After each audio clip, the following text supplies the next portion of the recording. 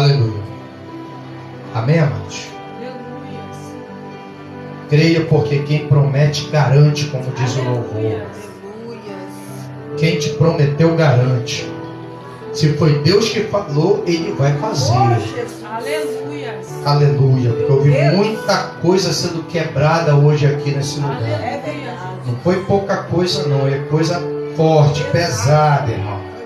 Que o diabo ele não está usando artilharia leve não para combater a igreja, não. Ele quer fechar ministério, e não somente o ministério, quer acabar com tudo. Mas até aqui Deus ele tem guardado, tem protegido e tem nos mantido de pé. Porque Deus ele não conta com todos, Deus conta com o remanescente. E é sobre isso que a gente vai falar aqui nessa noite. O segundo livro das Crônicas, capítulo de número 7, aleluia, versículo de número 14. É o texto que vamos usar como base para a ministração nessa noite. Segundo livro das Crônicas, capítulo de número 7, a resposta da oração de Salomão por uma intervenção de Deus quando necessário. Capítulo de número 7, versículo de número 14, aleluia, é um texto muito conhecido, mas que sempre fala profundamente ao nosso coração. E diz assim a palavra do Senhor: e se o meu povo, que se chama pelo meu nome, se humilhar e orar e buscar a minha face e se converter dos seus maus caminhos, então eu ouvirei dos céus, perdoarei seus pecados e sararei a sua terra. Amém. Tome seu assento, louvando ao Senhor. E eu gostaria de, baseado nesse texto, subordinar a mensagem ao seguinte tema: o caminho para a restauração. Segundo livro das Crônicas, capítulo de número 7, versículo de número 14, indica o caminho para a restauração. Você vê que no capítulo de número 7, aleluia, Salomão, ele consagra o templo, aleluia, após um período, aleluia, de alguns anos, quase uma década trabalhando, edificando o palácio real e edificando a casa de Deus conforme a ordem que ele recebera da parte de Davi, seu pai. Pois Davi, no coração de Davi havia nascido esse desejo de construir um templo, uma habitação permanente para a Arca da Aliança, de forma que ela não peregrinasse mais de tenda em tenda.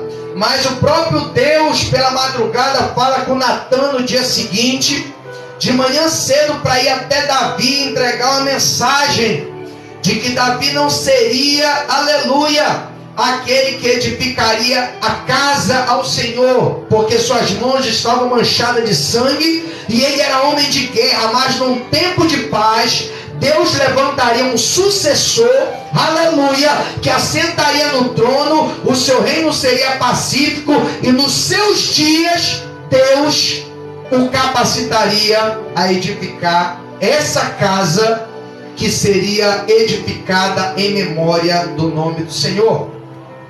E no capítulo de número 6, nós podemos contemplar, aleluia, a partir do versículo 12, louvado seja o nome do Senhor, até o versículo de número 42, precisamente, aleluia, 30 versículos, Salomão orando, fazendo a oração de consagração do templo. Quando chega no capítulo de número 7, Salomão ele termina a sua oração e a Escritura vai dizer que a glória de Deus, com a aprovação, aleluia, de toda a obra que foi realizada, desce no templo, de forma que os filhos de Israel não conseguem se manter de pé com o peso de glória que se manifesta após a consagração do templo. E a Escritura vai dizer que Salomão ele sacrifica um sacrifício extravagante a Deus, de um número altíssimo, aleluia, de animais, tanto de ovelhas quanto, aleluia, de novilhos, para agradecer a Deus e santificar a casa do Senhor. Quando chega no versículo de número 11, a Escritura vai dizer que após acabar tudo aquilo ali, Deus ele se revela pela madrugada a Salomão e começa a responder a ele dizendo: eu ouvi a tua oração, eu escolhi esse lugar como lugar de habitação. Quando houverem alguns problemas, tais como guerra, peste, fome, praga, e eu cerrar o céu, se o meu povo que se chama pelo meu nome se humilhar, orar e buscar minha face, conforme o versículo 7 que nós lemos, então ouvirei dos céus, perdoarei seus pecados e sararei a sua terra. Deus está fazendo uma promessa de restauração. Mas sabe o que eu acho interessante? A primeira coisa para mim entender o caminho que leva para a restauração, a primeira coisa que eu preciso entender nesse texto é que essa referência, ela não está direcionada a todo o Israel. É a primeira coisa que a gente tem que entender. Para a gente poder buscar de Deus uma restauração, a gente tem que entender que a promessa da restauração não é para todos. Porque aqui Deus ele deixa bem claro qual a categoria de pessoas que está apta e qualificada para receber a restauração quando assim for solicitado. No começo do texto nós podemos perceber qual categoria Deus se refere. A Escritura diz: se o meu povo que se chama pelo meu, não é todo o povo, mas sim aqueles que têm aliança com. Por isso que Isaías vai dizer que ainda que Israel seja como a areia do mar, só o remanescente será salvo. Então, o povo a quem Deus dirige essa palavra é o remanescente. Aí você me pergunta: quem são os remanescentes? Os remanescentes são aqueles que não se conformam com a corrupção religiosa, não se conformam com a corrupção política, não se conformam com a corrupção militar, não se conformam com a corrupção espiritual, não se conforma com nenhuma das facetas da corrupção no meio do povo. Isto é aqueles que gostam e amam a lei de Deus. É aquele povo que está registrado também no Salmo de número 1, quando o salmista anônimo declara: feliz é o homem que não anda segundo o conselho dos ímpios, não se detém no caminho dos pecadores, nem se assenta na roda dos escarnecedores. Que homem é esse? É o remanescente. É aquele que não se conforma com o mundo. É aquele de quem João fala na sua primeira carta: e não vos conformeis, não ameis o mundo, nem o que no mundo há, porque aquele que ama o mundo, o amor do Pai não está nele. Então eu não posso ser considerado um remanescente se o meu interesse maior são as coisas que naturalmente se voltam contra a vontade de Deus. Então a tendência dessas pessoas que gostam desse tipo de coisa é justamente cair em desordem e destruição. É aí que está o problema. Quando o povo todo não se une, coisas começam a acontecer, problemas começam a se manifestar. Que problemas são esses? Deus ele começa a fazer uma relação. No versículo de número 13, ele diz: se eu cerrar os céus, se não houver chuva, ou se ordenar os gafanhotos que consumam a terra, ou se enviar peste, ou seja, a doença no meio do meu povo. Aqui Deus está falando no geral. Mas no versículo de número 14, ele se refere só ao remanescente. Ou seja, o que eu entendo dessa palavra é que, embora eu seja remanescente, isso não me impede de sofrer as consequências dos atos de terceiros. Essa é a parte mais difícil de ser crente. Que ainda que o mundo todo se corrompa e o juízo de Deus venha, eu vou sentir o reflexo. Mas a palavra de Deus me garante uma coisa: o problema vem, mas aquele que perseverar até o fim será salvo. Deus, ele permite a situação acontecer, mas ele nos dá a garantia de que o remanescente será poupado. A mesma promessa Deus faz a Abacuque, dizendo: eis o soberbo. Abacuque estava perguntando para Deus: Deus, o Senhor vai permitir, o Senhor não está vendo os caldeus oprimirem o povo? O Senhor vai deixar de destruir tua herança, vai deixar de violarem a tua lei, vai deixar eles bagunçarem com o lugar que tu escolheste para que o teu nome permaneça e habite eternamente. Aí Deus responde a Abacuque, aleluia, no capítulo 2, por quê? Porque Abacuque põe-se a buscar a Deus. Eu quero te dizer nessa noite, enquanto você ficar consultando, aleluia, fazendo consultas paralelas e não se dirigindo direto ao que pode te responder, você vai continuar com a interrogação tirando o teu sossego. Mas quando você entender que o véu já foi rasgado e você pode buscar diretamente ao que pode te responder, pode ter certeza que a resposta de Deus vai chegar. Porque quando Salomão ora, aleluia, e consagra a casa, de madrugada Deus vem até ele e responde de forma pessoal: eu vou abençoar. Eu não estou dizendo aqui que o povo não vai sofrer com a seca, o povo não vai passar pela fome. Eu não estou dizendo aqui que o povo não vai passar pela crise financeira. E eu não estou dizendo que o povo também não vai ter momento que vai adoecer.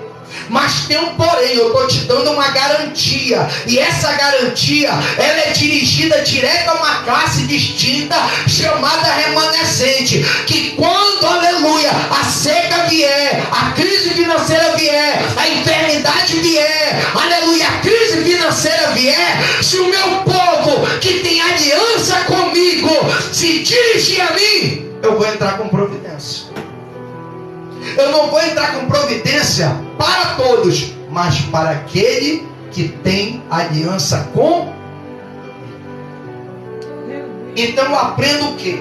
Não importa o que aconteça, o mundo pode pegar fogo. Se você está debaixo da promessa e tua aliança com Deus está em dia, o fogo pode até queimar, mas ele não vai te afetar, porque Deus vai te guardar no meio da fornalha. Vai acontecer o mesmo que aconteceu com Sadraque, Mesaque e Abednego. Caíram na fornalha e Deus apagou o poder do fogo para fazer os jovens passearem ao lado do quarto homem que estava lá dentro daquela fornalha, que é o próprio Cristo pré-encarnado. Eu quero te dizer nessa noite, não tem nada que vai impedir o que Deus tem para fazer na tua vida. A única coisa que nos impede é o que ele está falando aqui: quebra de aliança. É quando eu viro as costas para Deus e começo a dividir a minha adoração, que deveria ser unilateral, e começa a se tornar bilateral. Era uma adoração que era para ser de baixo para cima, agora é uma adoração tanto de baixo para cima quanto paralela. Porque sabe o que é interessante você entender? Que Israel nunca deixou de adorar a Deus, irmão. Nunca. O problema de Israel não era deixar de adorar a Deus.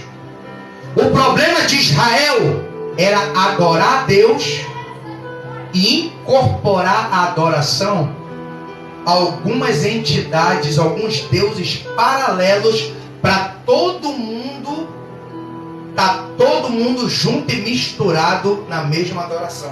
É o ecumenismo. Esse era o problema de Israel. Era adorar a Deus, mas também adorar a Baal. Era adorar a Deus e também adorar a Dagon. Adorar a Deus e adorar também a Milcom. Adorar a Deus e adorar também Astarote.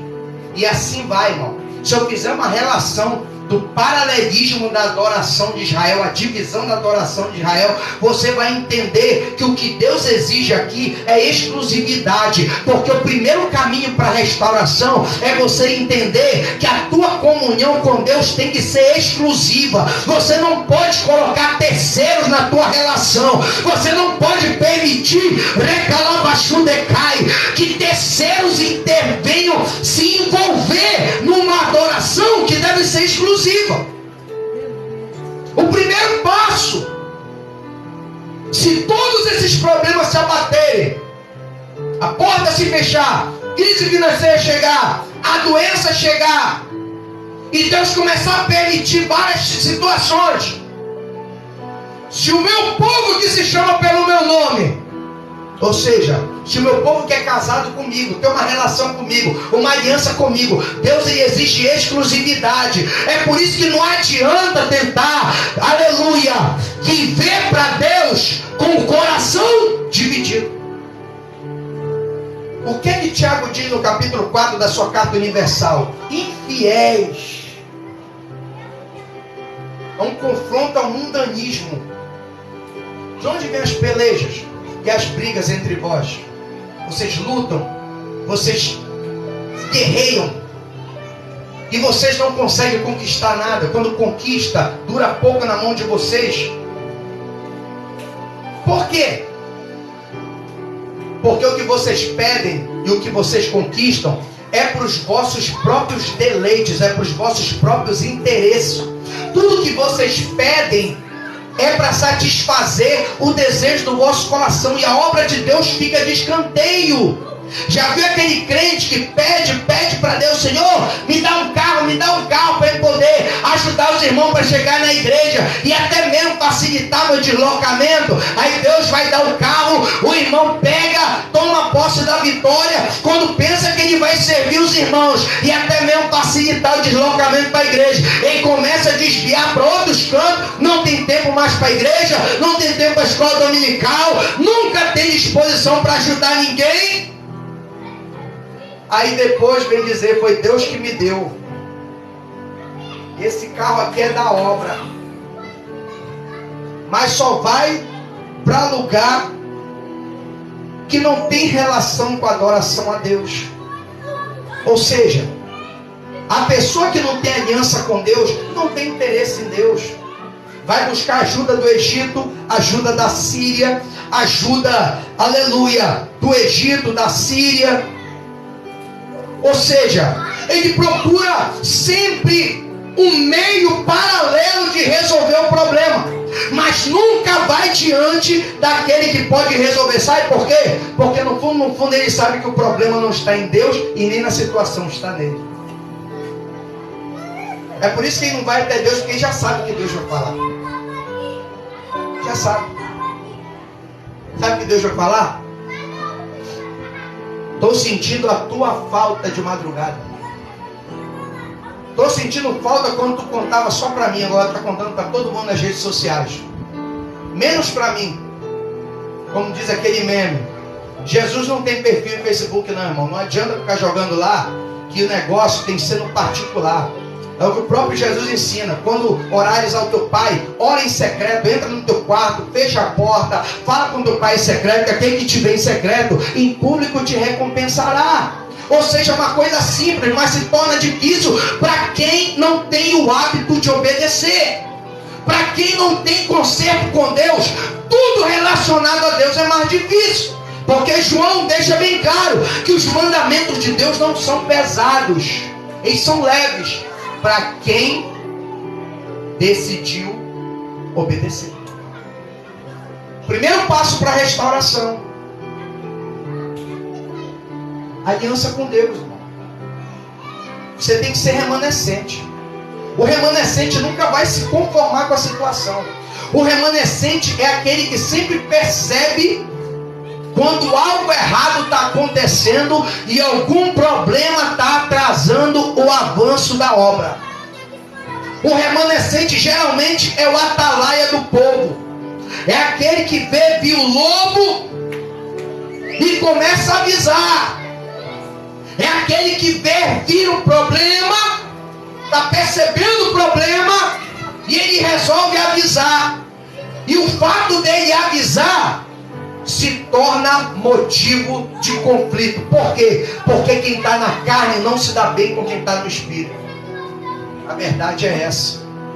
Para você ter conserto com Deus, você tem que entender que quem está na carne não pode agradar a Deus, porque a carne não é sujeita à lei de Deus. Quando fala lei de Deus, está falando da aliança, da palavra do conserto, a lei do Espírito de vida que me livrou da lei do pecado e da morte. Aleluia. A pessoa quer restauração, mas não quer aliança com Deus. Quer ser como os outros povos, que nem Israel, falando com Samuel: Samuel, não queremos mais que Deus governe sobre nós. Levanta um rei aí, porque queremos um rei igual às nações. É um povo que só se baseia nos outros. Tem como referência alguém que é falível, que é limitado, que é fraco, que não mantém a sua palavra. O remanescente não. Ele só tem uma referência. Só tem uma referência. Sabe quem é? Isaías capítulo 40, versículo 31. Mas os que esperam no Senhor renovarão as suas forças e subirão com asas como de águia. Correrão e não se cansarão, caminharão e não se fatigarão. Isaías capítulo 26, versículo 3. Tu conservarás em paz aquele cuja mente está firme em ti, porque ele confia em ti. Por que ele confia? Porque ele sabe que Deus não é homem para mentir, nem filho do homem para se arrepender do que falou. Então, para você ser remanescente, você tem que ter aliança com Deus. Para você se enquadrar no Salmo de número 125, os que confiam no Senhor serão como os montes de Sião, que não se abala, mas permanece para sempre. Assim como os montes estão em roda de Jerusalém, assim o Senhor está em volta do seu povo desde agora e para sempre. Porque o cetro da impiedade não permanecerá na sorte do justo, para que o justo não estenda sua mão em iniquidade. Você tem que aprender a confiar no Senhor. Para ter aliança com Deus e ser remanescente, tem que confiar no Senhor, apesar de as circunstâncias falar o contrário. Falar o contrário. Daniel tinha tudo para entregar o ouro. Poderia ter comido daquele banquete, mas Daniel preferiu se abster, porque ele assentou no seu coração não se contaminar. Por quê? Porque ele conheceu o Deus que ele servia. Ele não servia a Deus de aparência, ele tinha uma aliança. E a aliança, aleluia, ela é válida aonde você estiver, seja no templo, seja em qualquer outro lugar. Daniel estava na Babilônia, terra imunda, terra idólatra, mas a terra idólatra não contaminou o seu caráter. Ele se guardou para Deus. Isso é ter aliança.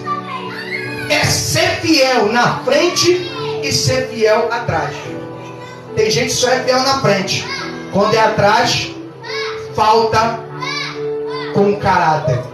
Aí quer restauração. Como é que Deus pode, aleluia, te ouvir? Como é que Deus pode, aleluia, perdoar os teus pecados? Como é que Deus pode restaurar os teus caminhos? Se você hoje fala uma coisa, amanhã está falando outra. Não pode.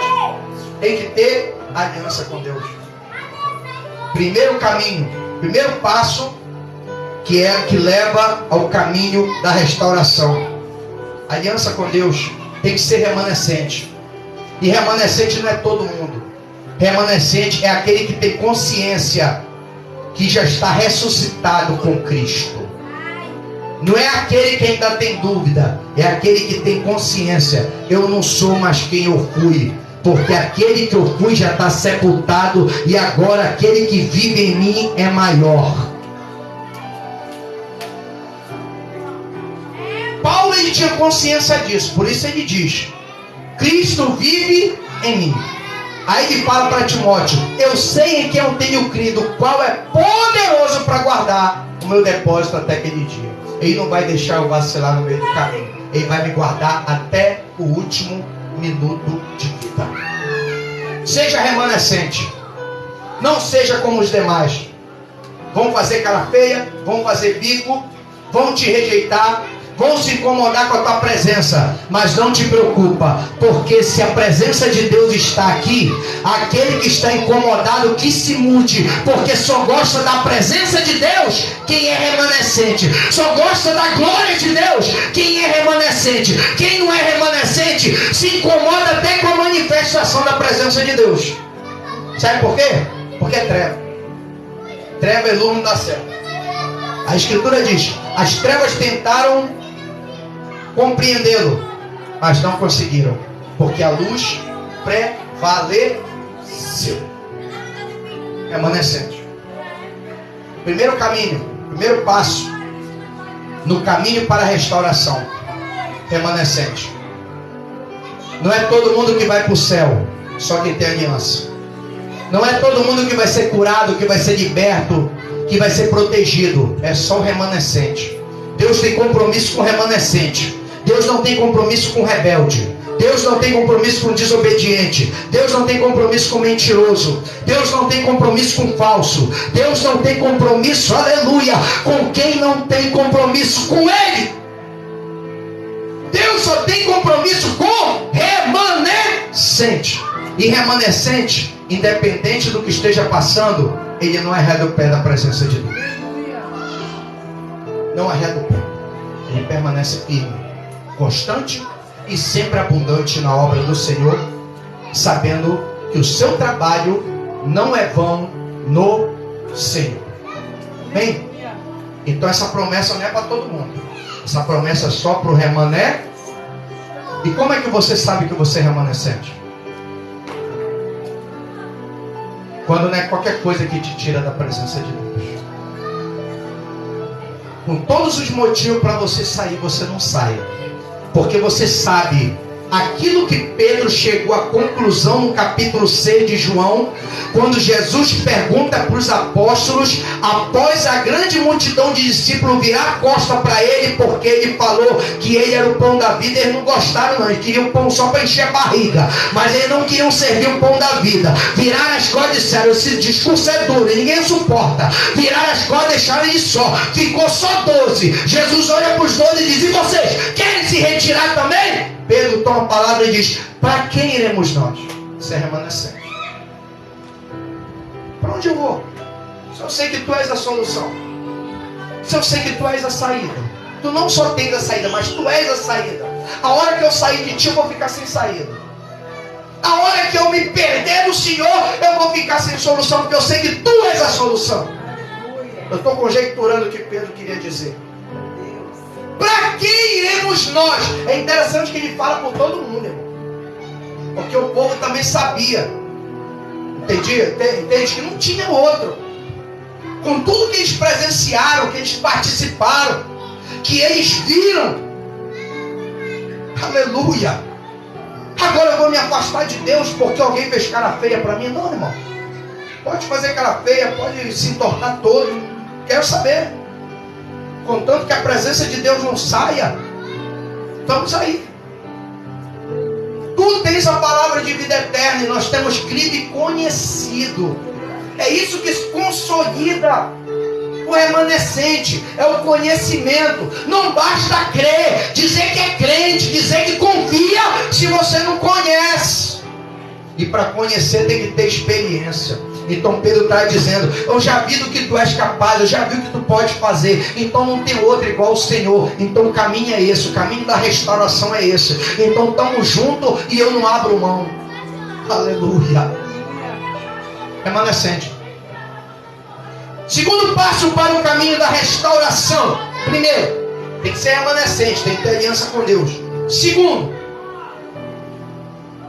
Se o meu povo se chama pelo meu nome, o remanescente, se o remanescente se humilhar, a humilhação, enquanto você ficar ostentando uma aparência de que está tudo bem, mas está com a vida toda arrebentada, isso daí só vai agravar a tua situação. Enquanto você ficar fazendo pose, aleluia, de que está tudo certo, mas na verdade está tudo errado, nada vai mudar, nada vai acontecer. Mas quando você chegar diante daquele que pode restaurar, que tem a solução, e declarar e dizendo, aleluia, Senhor, eu estou um caco, eu estou destruído, eu não consigo, eu estou caído, me levanta, porque se o Senhor nada poderei fazer. Aí ele vai entrar com providência, te levantar, te restaurar, porque ele sabe, se você se humilhou, reconheceu, é porque você viu que não tinha outra solução, e só ele podia fazer o que você precisa receber. Tem que se humilhar. Hoje em dia o povo não quer se humilhar mais não. Não quer reconhecer não. Você vê, a gente faz o apelo no final do culto.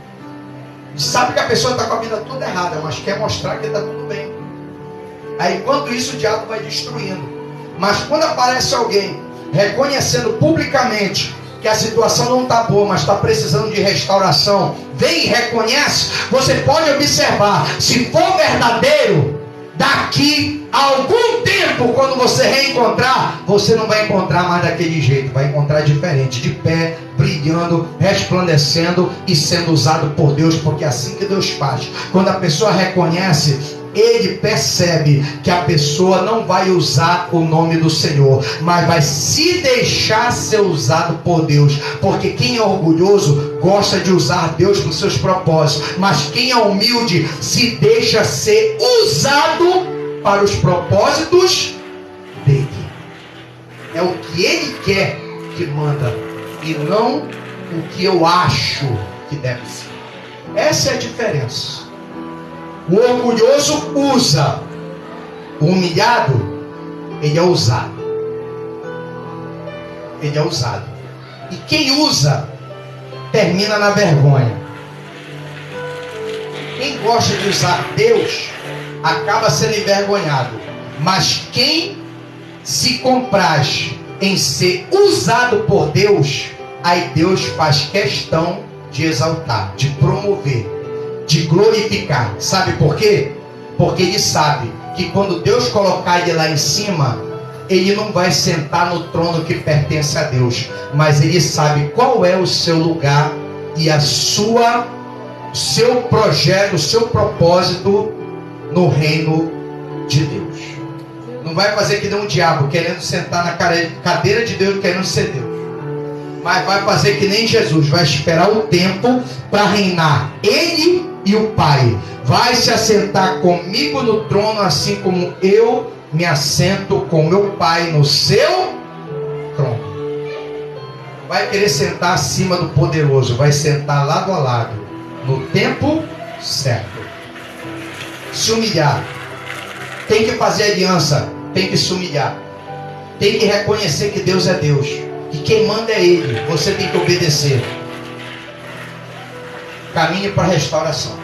Enquanto você não reconhecer, como o salmista do Salmo 40, que era Davi, reconheceu que estava um caco, estava atolado até o pescoço na lama, e clamou a Deus para tirar daquela situação, Deus foi lá no verso de número 2, tirou ele do lago horrível, do charco de lodo, pôs seus pés sobre uma rocha, firmou seus passos. Muitos viram, temeram e confiaram no Senhor pelo novo cântico que Deus colocou em seu lábio e a mudança que ele gerou na vida, aleluia, do salmista, depois que o tirou do lamaçal do pecado, restaurando-lhe a dignidade. É isso aí, tem que reconhecer, irmão. Não adianta tentar esconder de Deus, que ninguém esconde nada de Deus. Deus já sabe tudinho, antes de tudo vir acontecer. Então se humilha, reconheça que esse é o segundo passo para o caminho da restauração. Terceiro passo: não adianta só ser remanescente, fazendo aliança e se humilhar, se você não buscar a Deus em oração. Você vê que a oração é tão importante que Paulo inclui na armadura de Deus. Depois que ele fala de todos os equipamentos da armadura de Deus, ele finaliza dizendo: e perseverai na oração. Orai por nós, para que no abrir e fechar da nossa boca, a palavra seja ministrada como convém. Porque é a oração que direciona a mensagem. É na oração que você recebe a direção que Deus vai te conduzir para a vitória. Sem oração, é como se você fosse disparar uma arma no escuro. Você se humilha, você dispara a arma, mas não tem direção. Por quê? Porque não teve oração. Não falou com aquele que está no controle para saber para onde é que tem que disparar. Para onde é que tem que disparar? Mas quando você ora, Deus te direciona. Deus te direciona. Lembra de Josafá que citamos aqui durante a manifestação da presença de Deus? Josafá ficou sabendo que vinha uma grande multidão. Capítulo 20 do primeiro livro dos Reis. E lá vem a grande multidão contra Josafá. Josafá ficou sabendo daquilo. Moabitas, amonitas e os da montanha de Seir iam desapossar Judá da sua terra, matar todo mundo, acabar com tudo.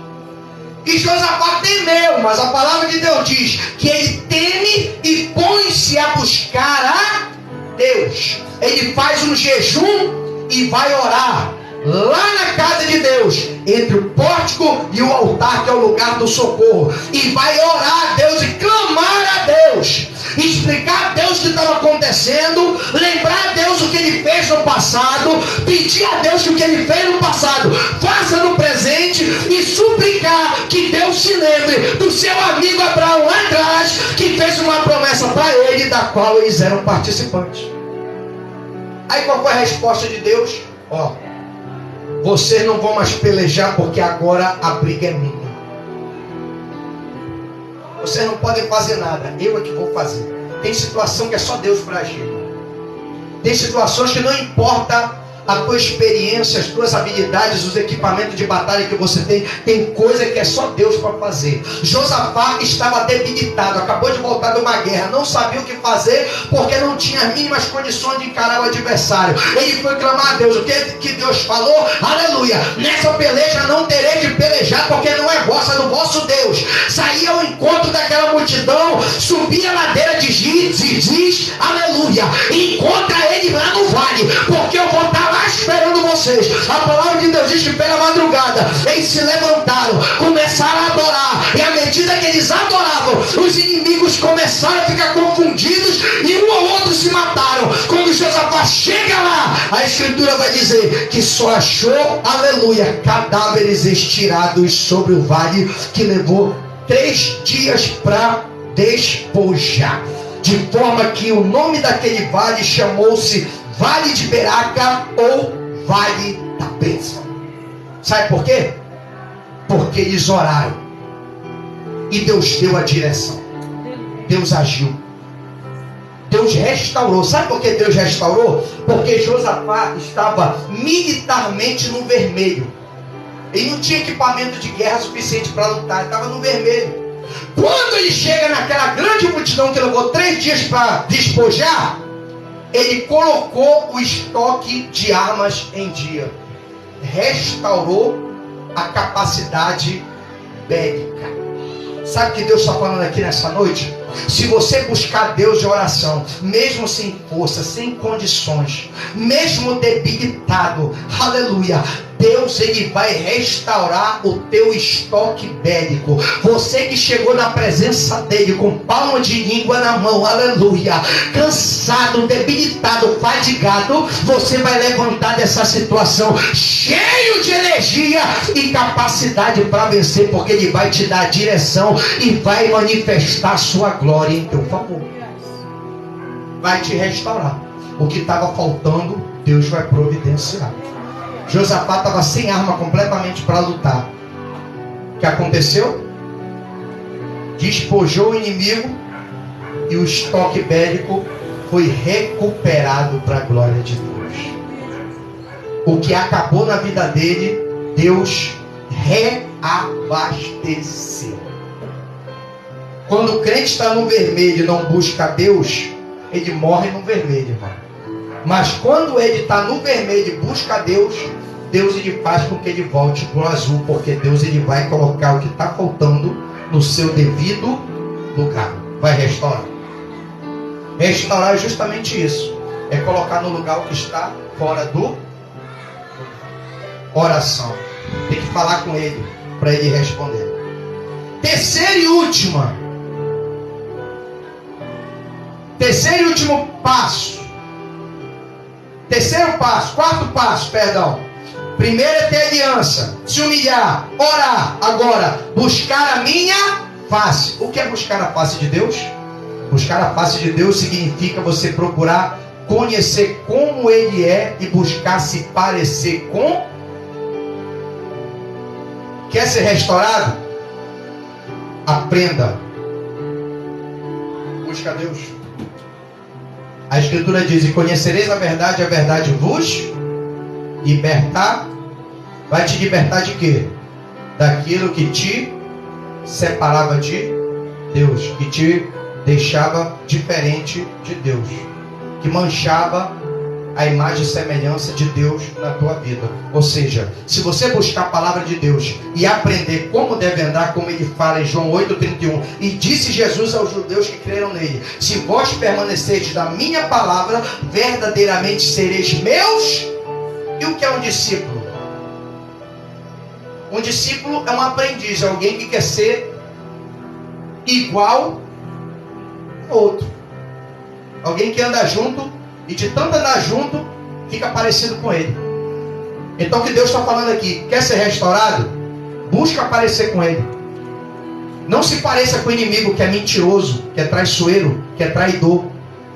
Pareça com Jesus, que é verdadeiro, que é fiel, que é justo e que não deixa ninguém na mão. Aleluia. Buscar a minha face. Procurar me conhecer de forma pessoal e não através de uma relação platônica. Só querer conhecer pela boca dos outros, pelo que os outros falam, pelo que os outros dizem. Não. Aqui diz: buscar a minha face. Isso fala de encontro. Fala de você saber quem realmente é Deus. Quem é o Deus da Escritura? E isso você só vai saber se você estudar sobre ele. Aleluia. Quem estuda sobre Deus dificilmente se perde da presença de Deus. É por isso que o escritor salmista anônimo do Salmo 119 escreve no verso 105: lâmpada para os meus pés é a tua palavra e luz para os meus caminhos. É Ele que vai conduzir para onde você vai e revelar aonde você está. Aí dificilmente você vai se perder. Quer ser restaurado? Busca a face de Deus. Procure parecer com Ele. Conheça Ele como Ele é e não como os outros falam que Ele é apenas. E finalizando, e aqui eu encerro: se converter dos seus maus caminhos. Quer restauração? Então busca lutar contra si, para não voltar a fazer o que você fazia. Paulo dá uma recomendação aos Gálatas no capítulo de número 5, versículo 16, dizendo: digo, porém, andai em espírito e não cumprireis a concupiscência da carne, porque a carne combate contra o espírito contra a carne, um opõe-se ao outro, para que não façais o que quereis. Depois, quando Paulo faz uma relação das obras da carne e depois do fruto do Espírito, ele diz que contra essas coisas não há lei. Portanto, aleluia, aqueles que são de Cristo crucificaram a carne com a sua concupiscência. Quer restauração? Se você sabe que o que você está fazendo está comprometendo a tua relação com Deus, para de fazer.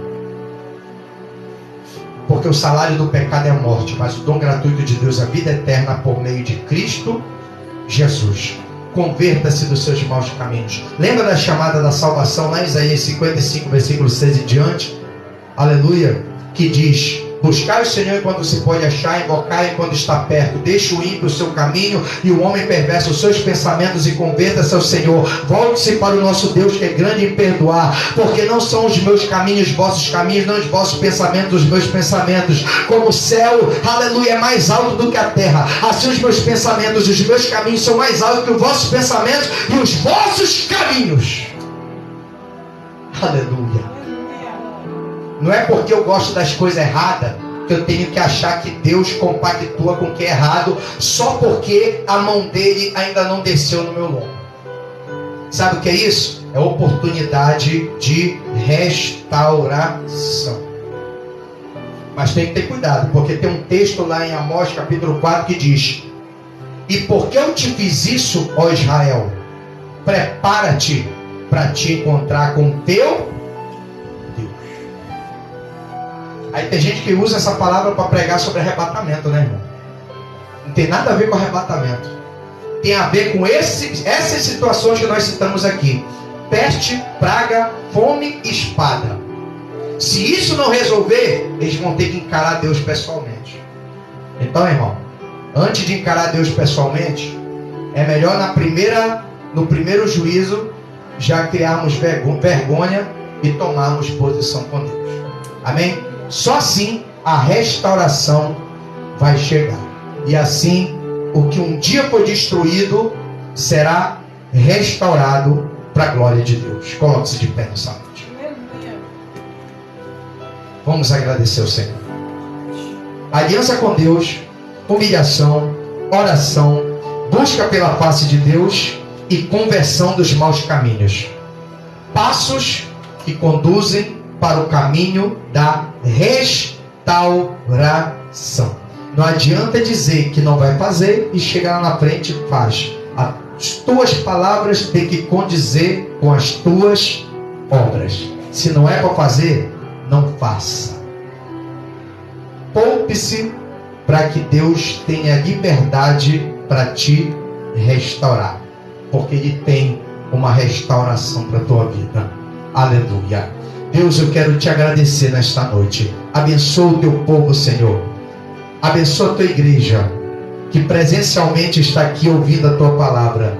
E cada um que virtualmente, por meio das redes sociais, também acompanha essas ministrações. Pai, a tua palavra nos ensinou que é necessário sermos remanescentes. É necessário nos humilharmos. É necessário buscarmos em oração. É necessário conhecermos a tua face, sermos como o Senhor. É necessário também, ó Pai, nós abandonarmos as maldades dos nossos caminhos, para que nós possamos ser restaurados. Por isso, Deus, eu te peço nesta noite, ajuda a tua igreja, para que o céu volte a se abrir, para que a bênção volte a repousar, para que assim, ó Deus, o que eles precisam seja copiosamente enviado dos céus para as suas vidas, e eles possam, Senhor, glorificar a Ti pelos Teus grandes feitos e Te adorar pelo Deus poderoso que Tu és, poderoso para salvar aquele que é o santo no meio de nós. Assim, ó Deus, eu te agradeço nesta noite, e que através desta palavra as cadeias do inferno e o inferno caiam, as barreiras caiam, as muralhas venham ao chão, as correntes sejam quebradas, as amarras sejam rompidas, ó Deus, e o teu nome venha a ser glorificado na vida da tua igreja. Assim eu oro, ó Pai, e abençoo a vida dos teus filhos, em nome de Jesus. Amém. E graças a Deus. Levante as suas mãos. Que a graça de nosso Senhor e Salvador Jesus Cristo, o grande amor de Deus e a comunhão do Espírito Santo seja com todos hoje e para sempre. A igreja de Deus diz: se Deus é por nós, agindo Deus, o Senhor é o nosso e nada. Deus abençoe, aplauda o Senhor, e que nós possamos ter uma semana abençoada para a glória do nome de Jesus.